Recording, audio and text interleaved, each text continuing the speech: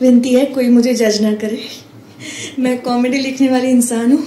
अरे है तो कलाकार ही। हाँ कलाकार हूँ, लेकिन कभी लिखती थी, लिखने के बाद फिर आरजे बनी, आरजे बनने के बाद फिर डबिंग आर्टिस्ट बनी और अब मैं कॉमेडी लिखती हूँ। देखिए हम जैसे पत्रकारिता होती है कि 15 साल 20 साल पहले झोला छाप पत्रकार होते थे, उसका रहन सहन अलग होता था। और हम तो ये तक कहते हैं कि मुंबई में हिंदी पत्रकार गोरीवड़ी के बाद ही रहता है, इधर रहता ही नहीं है, इतना कमाता ही नहीं हो पैसा, है ना। ना उसको इतने स्टार इतना मानते हैं, अंग्रेजी पत्रकार को गले लगाते हैं, सब ये सब देखा है हमने राजनीति का। तो आज की तारीख में हिंदी कवि 11-11 लाख रुपए ले रहे हैं और हमने भी दिए उनको 11-11 लाख दिलाए, क्योंकि हमारा काम सेलिब्रिटी मैनेजमेंट का है। आज कुमार विश्वास जो 5,000 रुपए 2,500 रुपए से शुरू किया था, हमने भी, हमारे साथ भी थे वो, आज वो 20 लाख रुपए लेते हैं, राम कथा के 35 लाख रुपए लेते हैं। तो ये जो कवि अपने जो विचार है, लेखन है, नई सोच है, कुछ तो कर रहे हैं, जब तो इनको दुनिया चाह रही है। उसमें वो एक ही धारा को नहीं पकड़ रहे, कई धाराएं हैं उसमें, तो ही बिक रहे हैं ना बाजार में। अगर कवि है, लेखक है, तो बिकना भी चाहिए। क्योंकि घर में जैसे आज हम हर महीने 10,000 की पुस्तक खरीदता हूँ, मुझे लगता है सारी 3 लाइब्रेरियां, मेरी पत्नी चिढ़ती है, मुझे नाराज होती है, क्यों करते हो इतनी पुस्तक, लेकिन शौक है अपना।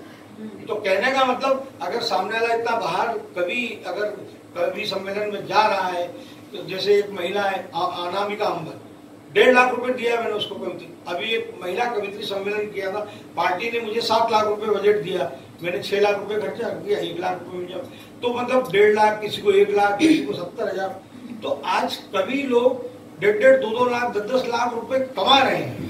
वो दौर गया आपकी, यार बस से आ जाओ, ट्रेन से आ जाओ, बैग उठा लो, चले जाओ, धर्मशाला में ठहर जाओ।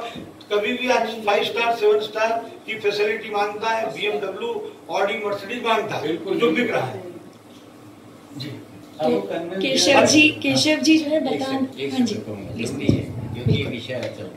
वही मेरा कहने का अर्थ है कि आज की जो कवि परंपरा है, ये परंपरा में आया ना, इतिहास में आया या साहित्य की परंपरा में आया तो ना, तो जो भी है समय, जैसे आपने कहा, जैसा आपने कहा कि मैं ये कार्य करती थी, ये कार्य, एक मिनट, तो कॉमेडी जो है, अगर ये लेखन में कॉमेडी है तो वो भी एक परंपरा है ना, बिल्कुल है। गद्य की, एक मिनट, गद्य की और पद्य की, काव्य क्या है, काव्य की परिभाषा आप अगर करेंगे तो लंबी बातचीत हो जाएगी, समय हमारे पास, हम दूसरे विषय पे नहीं आ रहे हैं, उसी विषय पे आ रहे हैं। तो ये भी एक परंपरा है, ये भी हमारी हिंदी साहित्य या कवि परंपरा की एक भाषा है, एक धारा है, तो उस धारा का भी हम आनंद लेंगे।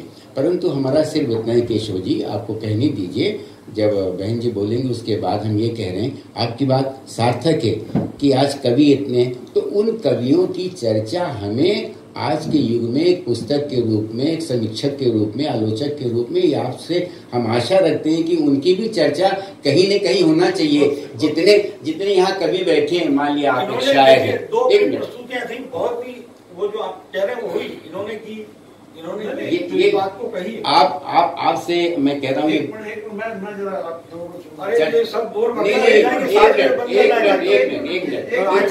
ये चर्चा है या आवश्यक है?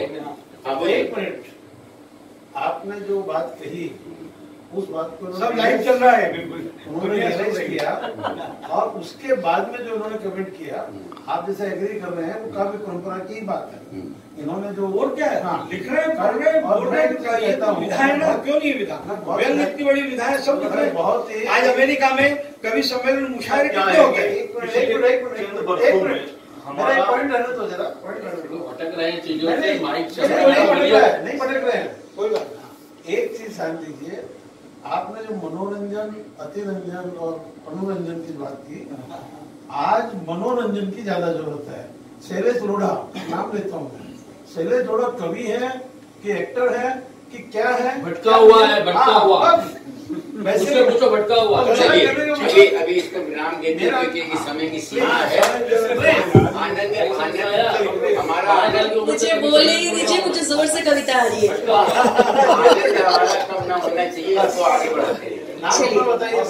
मेरा नाम स्नेहल चौबे, शादी के बाद चौधरी। अच्छा, शादी के पहले चौबे। मुझे चौ से बहुत प्यार था, मैंने कहा ठीक है चौ रहेगा, पीछे का हटा लो।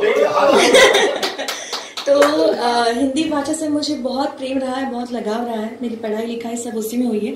भले आज व्हाट्सएप बहुत बोलती हूँ ऑफिस में, पर मन जो है वो हिंदी भाषी है। सो मुझे अपनी मातृभाषा से बहुत प्यार है। और ठीक है, सबकी अपनी अपनी परिस्थितियां होती हैं, सबके बैकग्राउंड होते हैं। कुछ वो चीजें कर पाते हैं जो वो करना चाहते हैं, और कुछ हम जैसे होते हैं जिनका जन्म ही होता है कि ये नहीं जी, बेटी नहीं हुई है, बहू हुई है।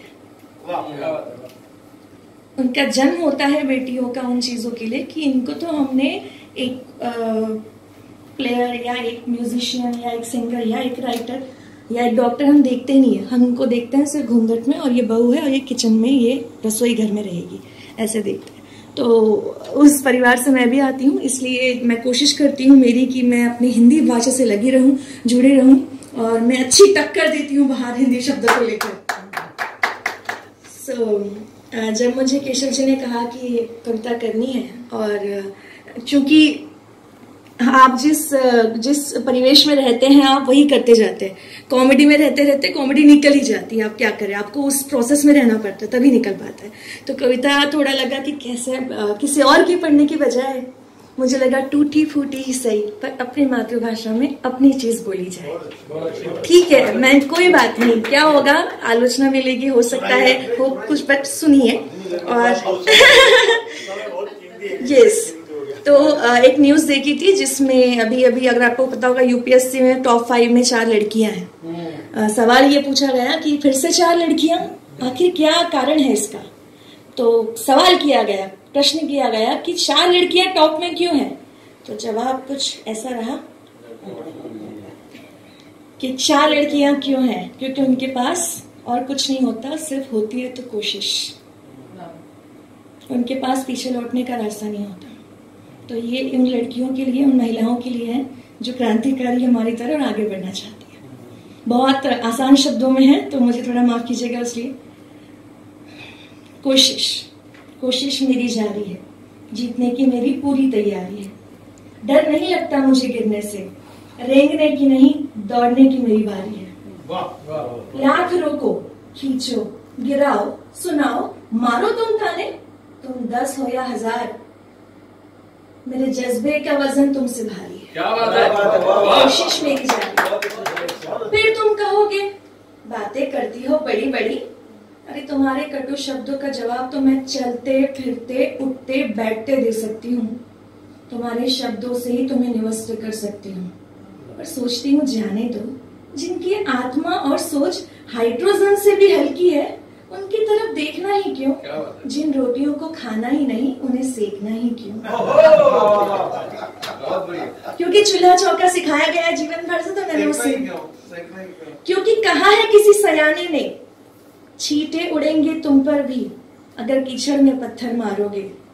अब कमल तो हो नहीं तुम जो खिल जाओगे, इंसान ही हो मिट्टी में मिल जाओगे। मेरे भोले माँ बाप को भटका कर तुम्हें लगता है तुम जीत गए। अब कैसे समझाऊं तुम्हें कि हार तो तुम उसी दिन गए जिस दिन खुली आंखों से मैंने वो सपना देखा। और एक बात सुनो कि हार तो तुम उसी दिन गए जिस दिन मैंने 7 दिन के लिए जीवन के लिए संघर्ष करती उस तितली को देखा। कि हार तो तुम उसी दिन गए जब तुमने मैं लड़की हूं और मेरी जगह क्या है ये बात मुझे याद दिलाई थी। बहरहाल भले ही ये रिवायत अब भी जारी है, पर मैंने भी सीख लिया है मुंह लगकर मुंह तोड़ना। अग्नि बनने चली छोटी सी चिंगारी है, कोशिश मेरी जारी है। अपने वस्प के हथियार से आसमान में मैं सुराख कर सकती हूँ। अरे जितना दिमाग तुम पूरी जिंदगी हमें रोकने में लगाते हो ना, उतना दिमाग तो मैं कोने में रखती हूँ। सूरज की रोशनी में दिया कोई क्या जलाएगा, सोते हुए को जगाया जा सकता है, सोने का ढोंग करने वाले समाज को कोई क्या जगाएगा। मेरी तकलीफ, मेरा दर्द, मेरे गुण, मेरी इच्छाएं तुम्हें कहाँ दिखाई देंगी। पर याद रखो मेरे लिए बजती तालियों की गूंज में तुम्हारे तानों की करकश भी कहाँ सुनाई देगी। तुम्हारी झूठी शान से बढ़कर मुझे मेरी आजादी प्यारी है, कोशिश मेरी जारी है। एक लौ सी जल रही हूं मैं, मशाल सी रोशनी करूंगी। तुम धरा पर जमे रहना, मैं तो आकाश लेकर रहूंगी। कल मेरी कामयाबी की कल की मेरी कामयाबी मेरी मेहनत की गवाही देगी। चूल्हा चौका बेलन कड़छी कढ़ाई भी मुझ पर नाज करेगी जब मेरे हाथ में उन्हें किताब दिखाई देगी। बहुत सही नफरत अवहेलना और तिरस्कार, तकलीफों और अभावों के आग में तपकर बनी हूँ तलवार। अरे तुम सुई से चुभने वाले, तुम क्या मेरी धार काट पाओगे? मैं बिजली से गिरूंगी वहां ऊपर और तुम पेड़ से झुलस जाओगे। कोशिश मेरी जारी है, कोशिश मेरी जारी है।